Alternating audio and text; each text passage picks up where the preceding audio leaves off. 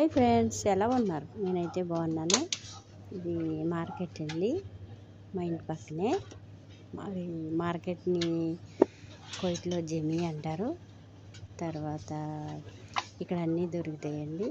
ఉసిరికాయలు, పచ్చి మామిడికాయలు, కాకరకాయలు, బీరకాయలు, వంకాయలు, దోసకాయలు, బీరకాయలు మొత్తం దొరుకుతాయండి. ఇక్కడ మా ఇంటి పక్కనే ఉందండి ఇది మార్కెట్. చూడండి,